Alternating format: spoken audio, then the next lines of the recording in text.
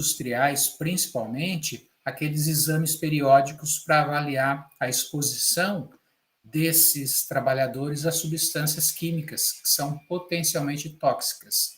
Inclusive, pode ser medicamento. Por exemplo, se esse trabalhador, se esse funcionário trabalhar numa empresa, numa indústria de medicamentos.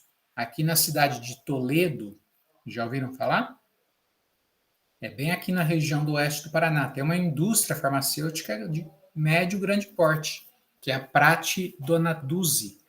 E ela também manipula alguns medicamentos que esses funcionários têm que ter um acompanhamento periódico. Por exemplo, hormônios, né? Então, a manipulação daquelas substâncias, mesmo em baixas concentrações, qualquer geração ali de material particulado, principalmente em homens, já traz uma série de efeitos adversos por conta de uma exposição ocupacional, mas que também tem a ver com os medicamentos.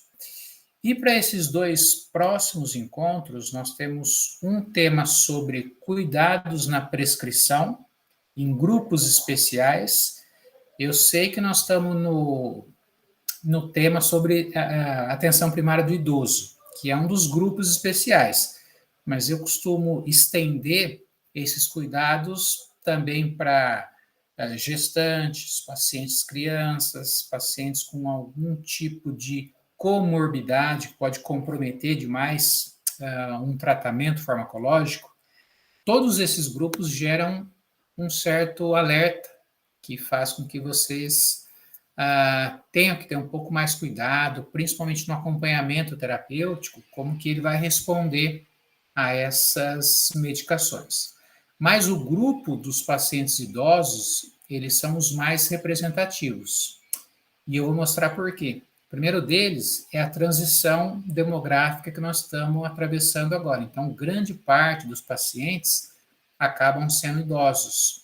E o segundo fator que acaba agravando as prescrições em pacientes idosos é a chamada polifarmacoterapia, o uso de diversos medicamentos ao mesmo tempo, que faz com que nós temos um risco aumentado de interações medicamentosas e as chamadas iatrogenias, as patologias causadas pelos medicamentos. Mas isso também pode acontecer não só em pacientes idosos, mas aqueles com comprometimento da função hepática, da função renal, mesmo no indivíduo mais jovem, se ele estiver fazendo uso de vários medicamentos, principalmente as interações medicamentosas, elas não vão escolher necessariamente pacientes idosos. A diferença é que isso é mais comum, né, a quem já tem uma série de comorbidades, né, que aparecem principalmente na velhice. Mas se vocês virem muitos medicamentos, né, o paciente fazendo uso de várias medicações ao mesmo tempo, podem criar o alerta de potenciais interações que também podem ocorrer, principalmente aqueles tratamentos que vão se estendendo, né, a médio e longo prazo, em algum momento isso pode aparecer. Tudo bem?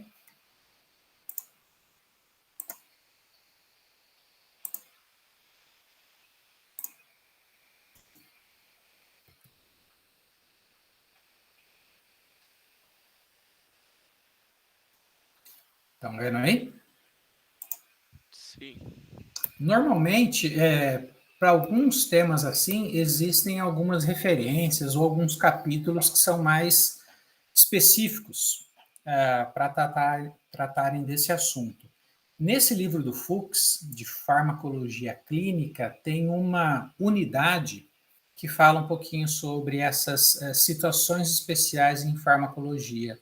Não só o uso de medicamentos e a prescrição de medicamentos em pacientes idosos, mas também, por exemplo, em gestantes, quais são os cuidados, as contraindicações, pacientes pediátricos, algumas intoxicações agudas causadas, principalmente logo que você faz associação. Então, é uma unidade, né, com vários subtópicos que vocês podem ter uma ideia melhor, né, encontrar um pouco desse assunto concentrado num local só.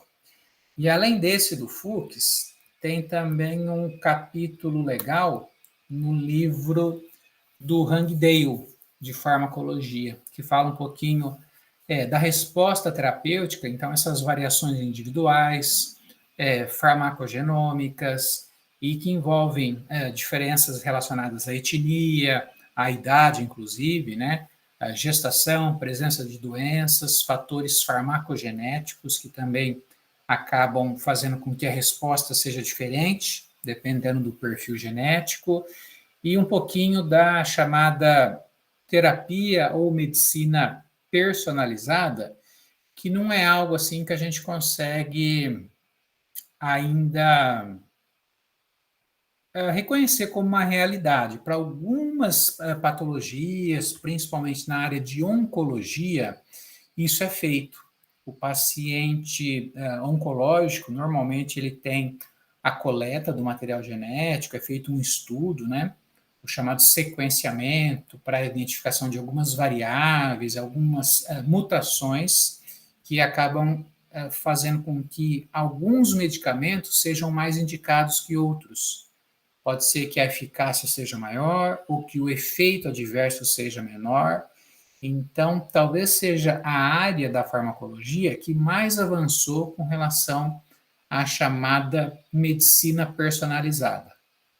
Mas, para a maioria dos casos, é algo meio que na tentativa e erro. Existem aqueles tratamentos, né, que são de primeira escolha, de segunda escolha, se for num ambiente hospitalar, existem os protocolos clínicos, né, que vocês têm que seguir, né, o padrão da medicação, e em centros mais avançados, para algumas doenças, é que agora existe assim esses medicamentos que parecem que eles são mais efetivos ou mais seguros, dependendo do perfil farmacogenético. Mas para os outros grupos especiais, né, além do componente genético, é mais com relação à relação entre eficácia e segurança. Nesses pacientes que têm algum comprometimento na farmacocinética ou que usam muitos medicamentos, então, não só o efeito terapêutico, né, mas também esses critérios ligados à segurança, à intoxicação, a como o paciente vai responder àquelas medicações também deve ser normalmente levado em conta. Mas, basicamente, a genética, ela é o componente, né, natural do organismo, além de fatores que depois o indivíduo vai adquirindo com a idade, é que vai torná-lo, né, mais ou menos suscetíveis a essas intoxicações. Então, também é legal esse capítulo, né, do livro de farmacologia do Hangdale. A população brasileira, como aconteceu na maior parte do mundo, inicialmente na Europa, depois nos Estados Unidos, vem sofrendo um processo de transição. Vocês devem ter ouvido a chamada transição epidemiológica, que foi uma mudança no perfil das doenças, principalmente uma mudança das doenças infecto-contagiosas para aquelas crônicas, metabólicas, neurodegenerativas, que estão bem, inclusive, associadas ao avanço da idade.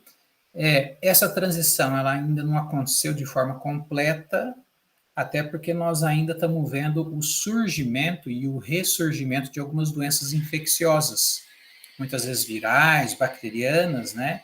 Então, por conta disso que ainda a gente convive com doenças infecto-contagiosas, aquelas mais clássicas, com essas que têm um caráter mais ligado a países desenvolvidos. As doenças crônicas, as doenças metabólicas, um aumento das doenças neurodegenerativas, e todas elas fazem com que o paciente exija um tempo de tratamento, né, muito longo, às vezes contínuo, que vai ser para a vida toda, e por isso, né, como esses pacientes eles representam agora grande parte da população, existe esse cuidado ainda de considerar essas condições de grupos especiais que acabam respondendo de forma diferente a esses medicamentos.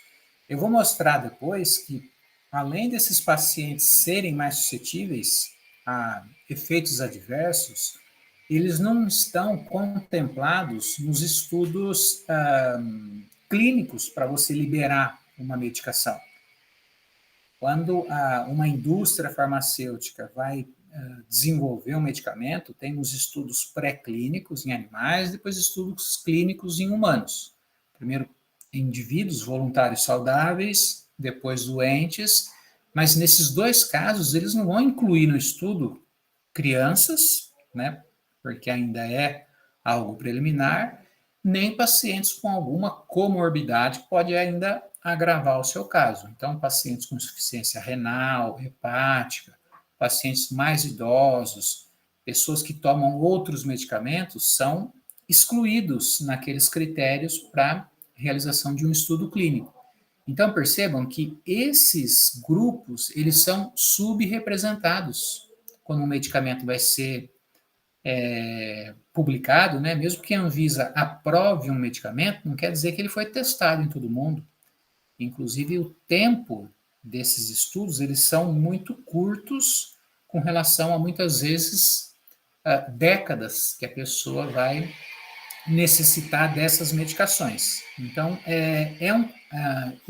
deveria haver um cuidado muito grande com relação à segurança desses medicamentos, mesmo aqueles que já foram aprovados, são os chamados estudos de farmacovigilância, aquelas notificações que o pessoal faz, tanto com algumas doenças, como com reações adversas, é aquilo lá que vai dando uma ideia, ao longo do tempo, sobre a segurança dos medicamentos.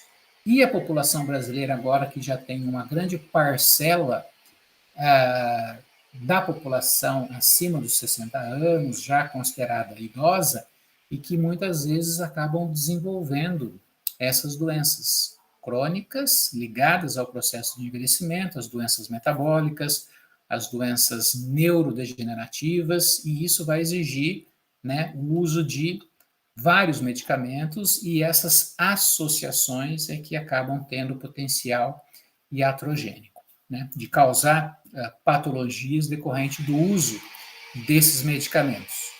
Algo assim, talvez uma das coisas mais difíceis que se tem na clínica é conhecer todas as interações medicamentosas e os efeitos adversos de cada uma delas. Dependendo depois da especialidade que vocês vão seguir, ou o tipo, né, de público, vocês vão conhecendo aquelas que são mais comuns, né, e existem até os protocolos que impedem alguma associação, ou traz algumas alertas e precauções. Tem até empresas, eu não sei se eu comentei com vocês, que eles têm programas de computador, softwares, que quando o médico vai prescrever algo, dependendo da associação que o médico faz, ou que o paciente já relatou que faz uso, tem um alerta assim, mostrando que tal associação é potencialmente perigosa para determinado grupo de pacientes. E essas empresas vendem esses programas, né? E esses programas são atualizados em tempo real pelas bases de dados científicos, novos estudos que vão surgindo. Então, tem até um segmento, né, na área aí da saúde que eles trabalham com esses softwares, que faz com que o médico tenha uma segurança maior para, muitas vezes, por exemplo, se for manipulado e colocar uma dose muito alta, né, gera um alerta, ou se fizer alguma associação potencialmente perigosa, ou se o paciente faz parte de algum grupo especial, quais são os cuidados, as contraindicações para determinado medicamento. Então, é algo assim, bem que a informática, a tecnologia da informação acaba sendo uma ferramenta importante para esse cuidado na prescrição. Na nossa realidade, não, né? Tem os protocolos terapêuticos, normalmente o profissional segue, não vai tirar nada da cabeça, né? Mas esses programas trazem essa segurança, caso o médico queira associar, né, um novo medicamento, ou buscar alguma estratégia terapêutica fora dos protocolos, ele acaba tendo uma segurança maior, né, com relação à intoxicação, principalmente causadas por essas associações. Aqui é um gráfico, só para vocês terem uma ideia do aumento do risco de eventos adversos causados pelo uso causados pela associação de medicamentos. Então, vejam aí, essas 3 barras representam o número de fármacos e no eixo Y, a porcentagem de casos que apresentaram eventos adversos. Então, com a associação de 2, nós temos uma porcentagem bem baixa, pouco mais que 10%. E à medida em que nós aumentamos o número de fármacos, né, de medicamentos associados, nós temos um aumento também muito considerável em relação aos eventos adversos. Então, pensando que qualquer pessoa idosa usa às vezes 3, às vezes 5, às vezes 10 medicamentos, então vocês devem ter uma ideia, né, de como que o risco desses pacientes está aumentado em relação a esses efeitos. E muitas vezes o medicamento ele acaba causando um tipo de sinal ou um sintoma que se mistura à própria condição clínica, né? Então, na maioria das vezes ainda é difícil você reconhecer essas intoxicações e ainda acaba sendo um motivo de subnotificação, ou seja, em condições reais, os valores ainda são muito maiores do que aqueles já registrados, porque realmente na prática é difícil você conseguir reconhecer todas essas reações adversas que são causadas pelos medicamentos. Tudo bem? Principalmente aqueles pacientes com uma condição, né, mais grave, que acabam meio que, né, mascarando outros sinais e outros sintomas de intoxicação.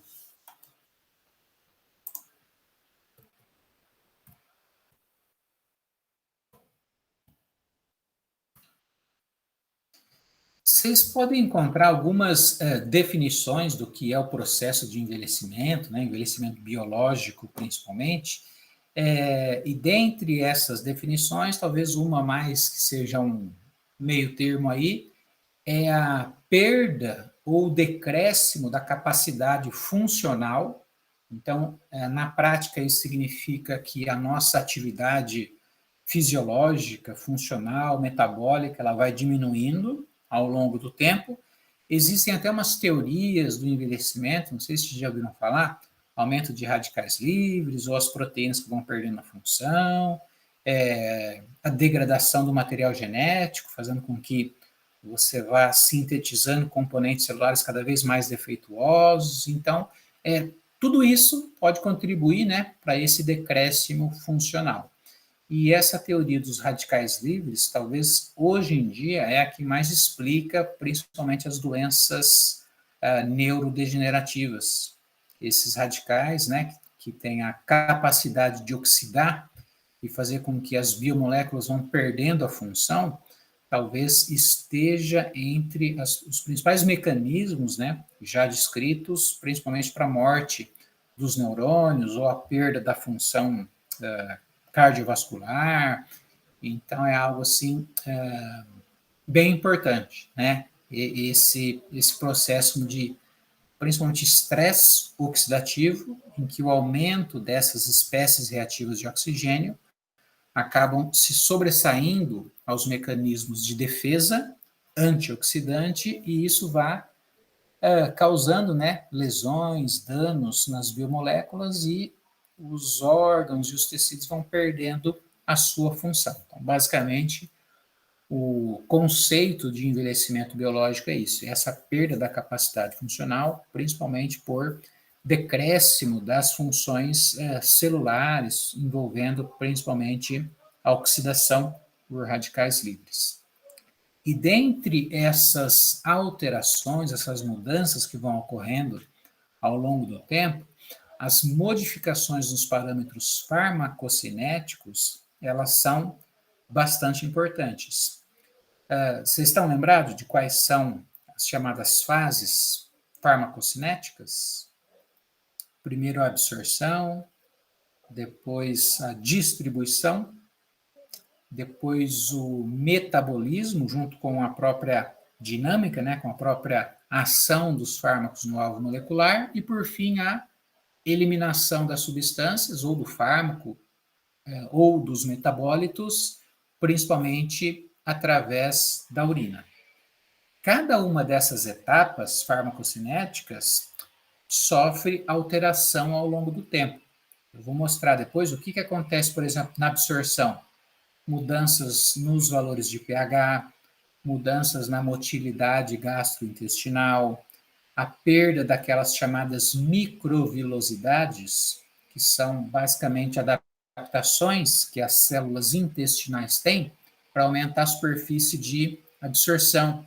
Ao longo do tempo, a gente vai perdendo essas adaptações. No transporte, as proteínas plasmáticas diminuem de concentração. Pacientes idosos têm um teor maior de gordura corporal em relação à porção hídrica. Isso vai mudar o perfil de distribuição. A função hepática diminui, então nós temos a capacidade de biotransformar ou metabolizar esses medicamentos também, ela diminui. A excreção, ao longo do tempo também, nós temos diferentes graus de disfunção renal, perda da massa dos rins, deficiência no processo de filtração pelos néfrons. Tudo isso vai comprometendo e levando a valores plasmáticos diferentes daqueles esperados, ou daqueles encontrados naqueles estudos clínicos que são bem padronizados, só pacientes saudáveis, em meia idade, né, adultos, relativamente jovens. Então, ao longo do tempo, todas essas mudanças nos parâmetros farmacocinéticos vão levar fatalmente a mudanças nos níveis plasmáticos.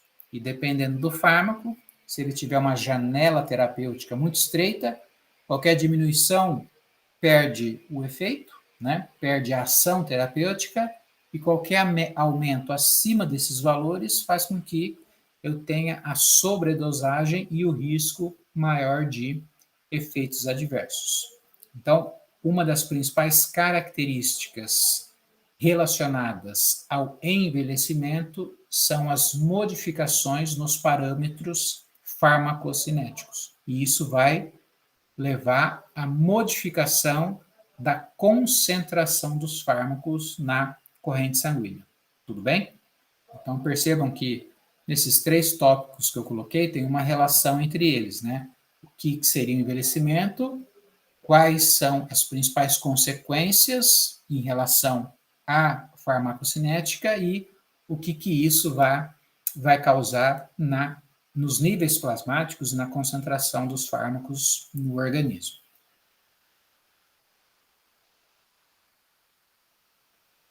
Aqui nós temos uma relação do que principalmente acontece em cada uma dessas etapas, principalmente em pacientes mais idosos.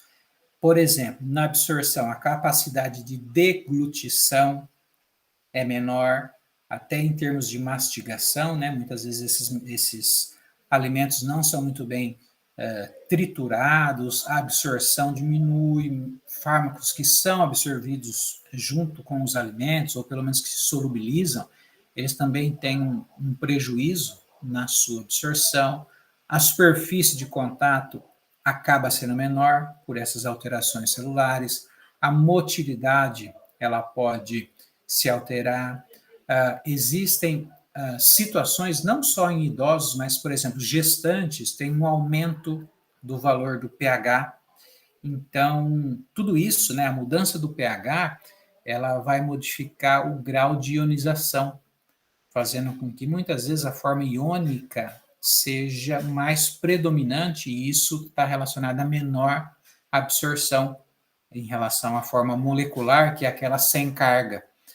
Então, tudo isso, né, principalmente a motilidade e as variações no pH, elas vão fazer com que o fármaco seja melhor ou pior absorvido nesses pacientes. A distribuição também ela é afetada, por exemplo, por quadros de desnutrição, que diminui a concentração das proteínas plasmáticas, mudanças no teor de gordura. Então, se o paciente tem uma maior proporção de gordura corporal, fármacos que são hidrossolúveis, eles tendem a se concentrar, se limitar na circulação, não vão ser distribuídos pelo organismo para atingir os alvos moleculares. Isso vai levar tanto à perda do efeito, porque o fármaco não vai chegar nesses tecidos muito mais gordurosos, e também ele vai tender a se concentrar na circulação, né? Ele não vai diminuir o seu nível plasmático por perda, né, por distribuição. Então, isso perde o efeito e aumenta o risco ainda de intoxicação. São dois efeitos causados em pacientes idosos pelo aumento, né, ou pela maior proporção de gordura corporal. A biotransformação, se eu tivesse que identificar o que mais impacta nos níveis plasmáticos de fármaco, eu diria que é a biotransformação e a excreção. Então, pacientes que têm problemas hepáticos ou renais, quase certeza que eles vão ter alguma alteração nos níveis plasmáticos, porque são as duas principais fases em que os medicamentos são processados. Um vai modificar a estrutura para ser eliminado e o outro vai realmente depurar, né, fazer a limpeza do organismo pela filtração renal. A biotransformação ela é muito afetada porque o fluxo sanguíneo ele diminui, o fluxo sanguíneo hepático ele diminui ao longo do tempo e aquelas enzimas envolvidas no metabolismo, principalmente do complexo CYP450, vocês devem talvez ter ouvido falar já nas aulas de farmácia, é um conjunto de enzimas e essas enzimas têm formas diferentes. Cada uma dessas formas atua num tipo de medicamento, dependendo da estrutura.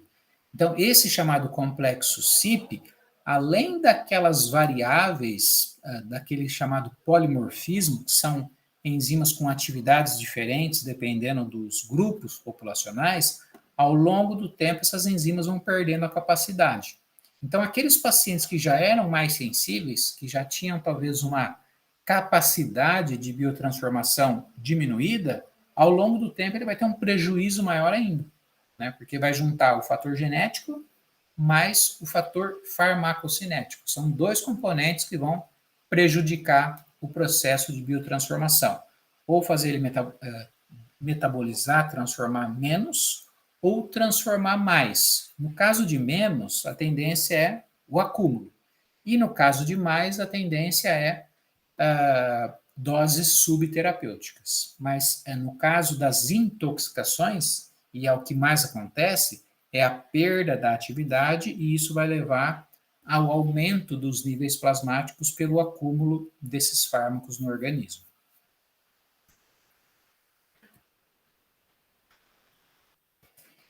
E por fim, a excreção, que é o momento depois que essas substâncias foram absorvidas, distribuídas, atingiram os alvos moleculares, passaram pelo fígado, foram biotransformadas. A biotransformação tem como finalidade alterar a estrutura do fármaco e principalmente permitir que alguma outra molécula mais hidrossolúvel se liga. E esse conjugado é que é normalmente a forma em que essas substâncias são eliminadas. Daí a importância do fígado para o processo de excreção. Então, dependendo do grau de biotransformação, eu ainda tenho outros agravantes relacionados à diminuição da massa renal, ao aumento do número de néfrons, o processo, né, de degeneração, principalmente do glomérulo, na esclerose glomerular, diminuição da taxa de filtração, tudo isso vai acontecendo. Alguns parâmetros eu até consigo avaliar por exames laboratoriais. O mais comum, por exemplo, na avaliação da função renal, é a taxa de filtração glomerular, ou clearance renal. Então, isso o médico pode pedir, se ele tiver na dúvida qual que é o grau de disfunção renal, ele pede alguns exames de urina, pede creatinina, por exemplo, e consegue ter uma ideia em relação aos valores de referência, se esse paciente tem um comprometimento da função renal, né? E se isso vai determinar maiores ou menores níveis plasmáticos, né? Mas, em conjunto, tudo isso, né? Problemas na absorção, transporte, metabolização e excreção vão levar a alterações nos níveis plasmáticos. E, para alguns medicamentos, isso pode ser potencialmente perigoso. Certo? Se a gente lembrar daqueles chamados medicamentos potencialmente perigosos ou de alta vigilância, como fármacos com baixo índice terapêutico, varfarina, digoxina, lítio, ciclosporina, todos eles, né, não podem apresentar grandes variações plasmáticas, porque além deles serem usados para indicações clínicas de condições graves, eles ainda têm uma série de efeitos adversos, né?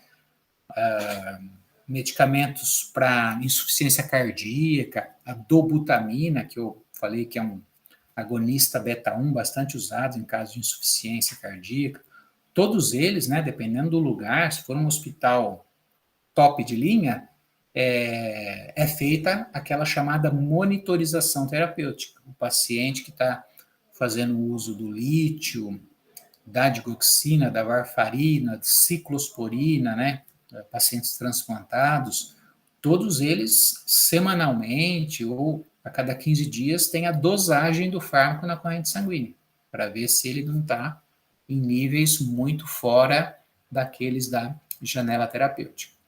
Mas eu falei, né, que na nossa realidade, na maioria da realidade dos hospitais e dos ambulatórios, seria impossível fazer a monitorização para todos os pacientes, né? Os laboratórios só ficariam fazendo isso, e a gente está vendo, né, a dificuldade que o sistema de saúde tem em atender, né? As unidades básicas de saúde, elas estão cada vez mais cheias, né, os atendimentos, as unidades de pronto atendimento. Então, existe uma dificuldade em atender essa demanda mais ligada à segurança terapêutica, né?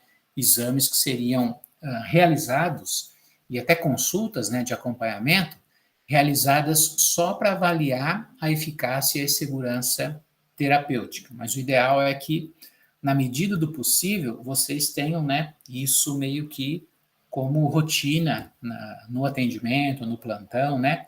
Alguns exames que possam auxiliar em relação, principalmente à segurança terapêutica, pela avaliação de marcadores da função hepática, da função renal, que talvez sejam as duas principais que afetam os níveis plasmáticos. Tudo bem? Está aqui? Entenderam?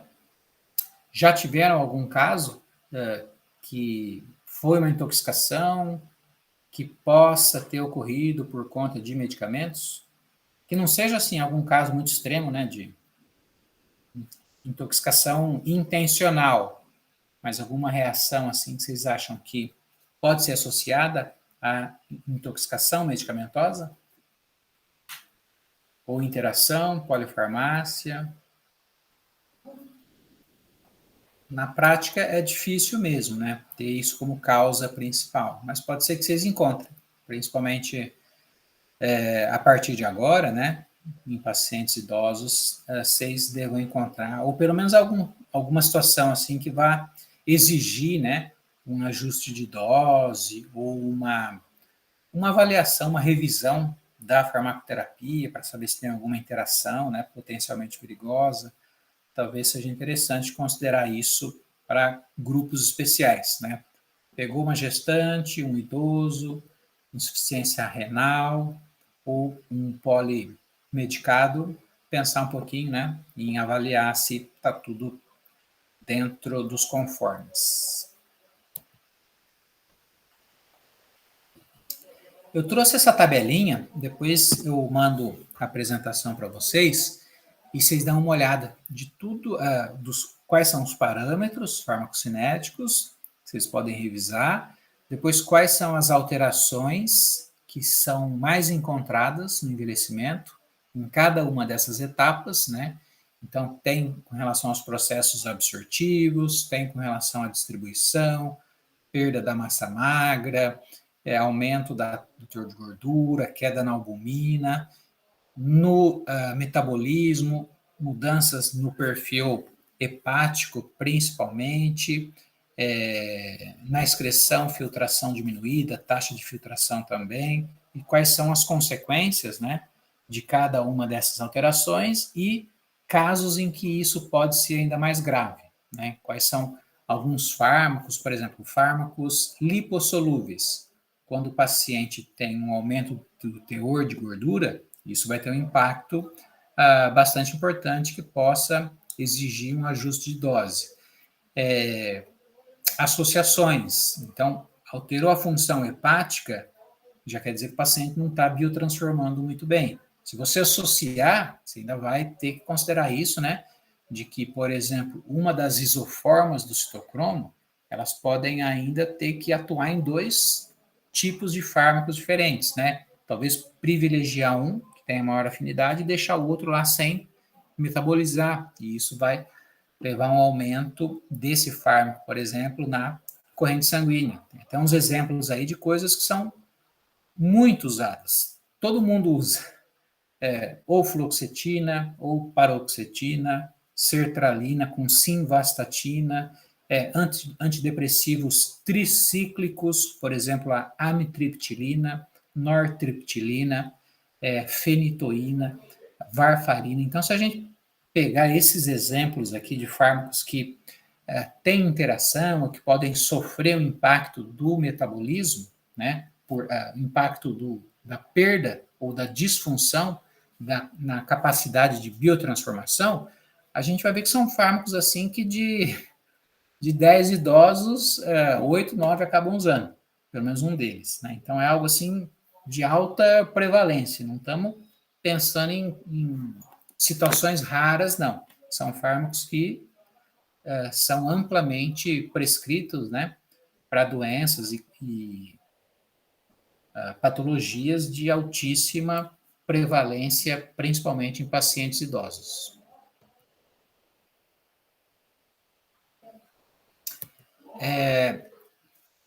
Tem uma série de estudos, principalmente nos Estados Unidos, mostrando um pouquinho, né, desse perfil farmacoepidemiológico envolvendo eventos adversos, pacientes em polifarmacoterapia, algumas ferramentas, né, que tentam prevenir essas intoxicações. E dentre esses dados, tem estudos mostrando que nos Estados Unidos, mais de 50% de pacientes idosos fazem uso de 5 ou mais medicamentos.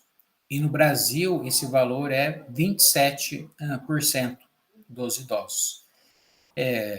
Eu diria que no Brasil só não tem uma porcentagem maior, muitas vezes porque o idoso aposentado não tem dinheiro para comprar todas essas medicações. Mas se a gente for ver, se fosse, né, ter assim uma condição de saúde melhor avaliada, provavelmente essas porcentagens também seriam maiores no Brasil. Né? A pessoa ter a indicação, a prescrição para todas as condições de saúde, né, todos os agravos, e isso levaria a provavelmente uma porcentagem maior de idosos que utilizam 5 ou mais medicamentos. Né? E às vezes muito mais que 5, né?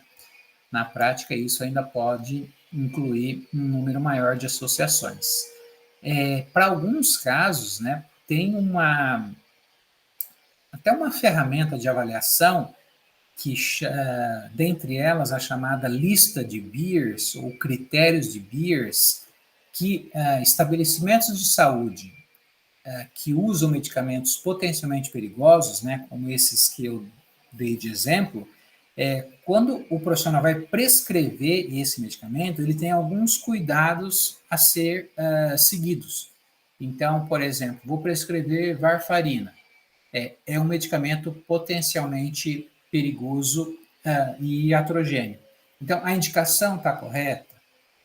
Conseguiu avaliar a condição de saúde do paciente?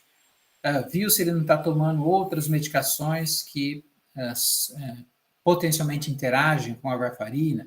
Então, esses critérios ou lista de Beers é como se fosse um roteiro assim para você seguir toda vez que você vai prescrever um medicamento. Então, se for um hospital que tem um protocolo terapêutico, né, ou seja, tem a relação dos medicamentos, o que é a primeira escolha, o que é a segunda, a posologia. Toda vez que você escolher uma indicação, que esse fármaco se enquadrar no critério, na lista de Beers, você vai ter um checklist para ver se está tudo bem, para ver se esse medicamento não vai causar nenhum efeito. Essa lista de Beers, né, esses critérios, foi o modelo inicial. Hoje em dia, as unidades de saúde, né, os estabelecimentos, eles têm ferramentas similares, que não necessariamente precisa chamar isso, né, mas que para toda a prescrição, para toda dispensação ou administração de medicamentos perigosos, eu tenho um protocolo, algo para ser seguido, né, com maior rigor em relação a uma medicação sem esse grau de efeito adverso. Tudo bem? Chamadas listas ou critérios de Beers. E essa lista, para um fármaco ser incluído nessa lista, eles avaliam a condição da indicação, ou seja, para quais enfermidades em que aquele medicamento é indicado, qual que é a ação farmacológica. Então, por exemplo, um anticoagulante, ele tem um efeito farmacológico relevante, né? Um cardiotônico, né? Se o paciente já é um cardiopata, já tem, por exemplo, uma insuficiência cardíaca, por si só, não é uma condição relativamente grave, vamos dizer assim, né? E ainda por uma condição grave, eu tenho um medicamento que pode causar efeito adverso, né? Então, percebam que vão se somando fatores que podem contribuir para esses efeitos causados pelas medicações, né? Então, o exemplo do anticoagulante, do cardiotônico, o lítio, que é uma classificação até meio diferente, né? Estabilizador de humor, mas vamos pensar que ele é usado, por exemplo, para quadros de esquizofrenia, paranoia, depressão maior, né? Então, são todas condições já por si só bem graves, né? E que ainda são abordadas terapeuticamente com fármacos potencialmente perigosos. E, além disso, alguns deles têm ainda a capacidade de interagir com outros fármacos, né? Fazendo com que aquelas propriedades farmacocinéticas sejam modificadas por conta da presença, né, da introdução desses novos fármacos na terapia. Eu falei, né, de que muitas vezes conhecer o comportamento de um medicamento leva muito tempo.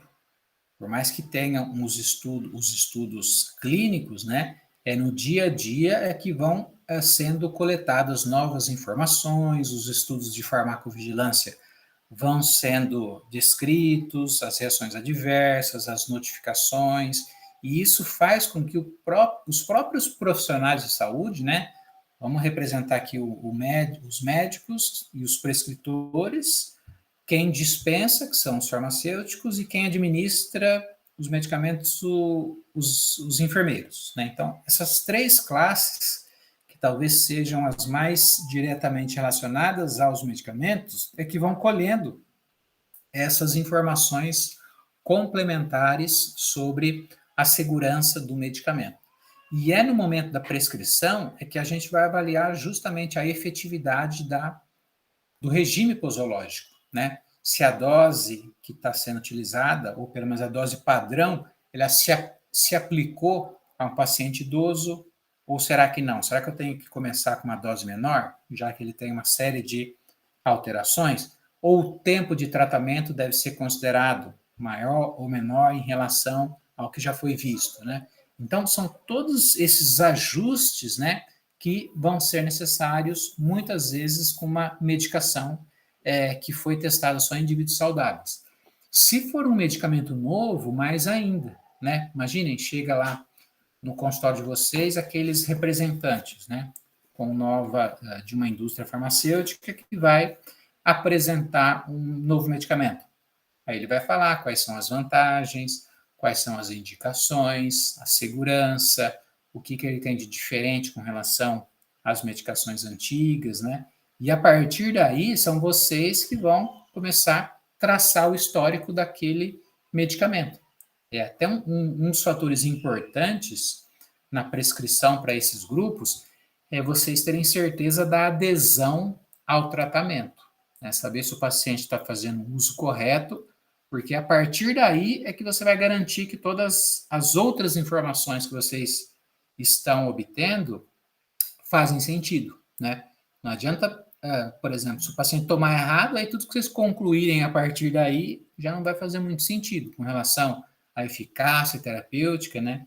Então, a chamada adesão ao tratamento é talvez o ponto inicial, né? Para depois pensar num ajuste terapêutico um pouco mais refinado com base nas características individuais de cada paciente.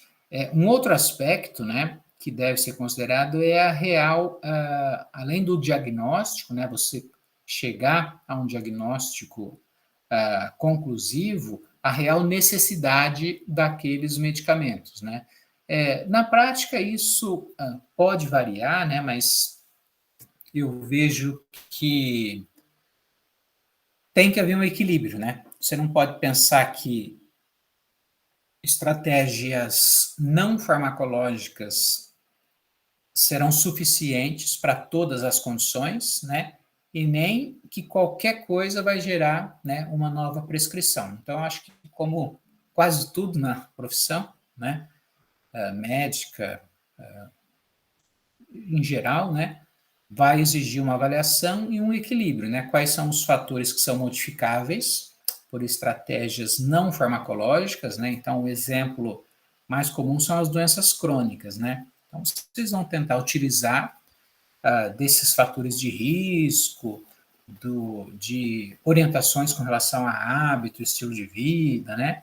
E quando aquilo não for suficiente, com base na resposta terapêutica ou com base no próprio perfil do paciente, né? Não adianta achar que todo mundo vai seguir as orientações com relação a estilo de vida, por exemplo, né? Caminhada, tabagismo, não sei. Aí realmente não faria sentido vocês não prescreverem, né? Então, a medicalização talvez é um termo aí um pouco cruel, né? Porque muitas vezes a principal ferramenta que o médico tem é justamente os medicamentos, né? Só não banalizar e também ter os cuidados necessários de orientar que o uso dos medicamentos ele traz um risco, né? E por isso que ele deve ser rigorosamente seguido. E como eu sempre falo, né, que a população em geral tem uma visão muito positiva em relação aos medicamentos, né? Então, se um médico, por exemplo, um prescritor, se você for numa consulta e você sair de lá sem nenhuma prescrição ou sem nenhum plano terapêutico que inclua medicamento, o médico não vai ser muito bem visto, né? Ele vai ter que ter uma capacidade de convencimento ou pelo menos uma relação com o paciente muito boa para ele se utilizar de ferramentas não farmacológicas, né? Só com base assim em mudança de hábito, em outras estratégias, né? Então, quanto mais você se aproxima do paciente, principalmente do paciente idoso, mais você se torna uma figura, né, com representatividade para que ele siga, né, essas orientações não farmacológicas. E na prática isso pode interferir muito, né? Então você pode muitas vezes associar isso, diminuir a dose, prevenir efeitos adversos, diminuir o tempo de tratamento, né? Evitar muitas vezes interações medicamentosas. É algo que muito bem ajustado, né? Você não vai simplesmente utilizar os medicamentos, mas consegue ainda um manejo da terapia, né, que consiga conciliar essas duas abordagens, né? Estratégias não farmacológicas, juntamente com os medicamentos.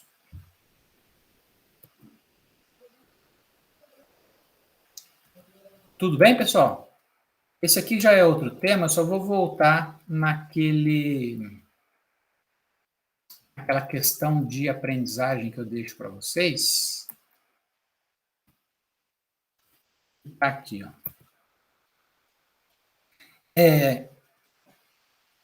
Para esse encontro aqui, eu quero que vocês primeiro avaliem esse gráfico e depois eu vou deixar uma questão para vocês responderem sobre o tema e a interpretação desse gráfico aqui. Vamos primeiro ver o que ele traz.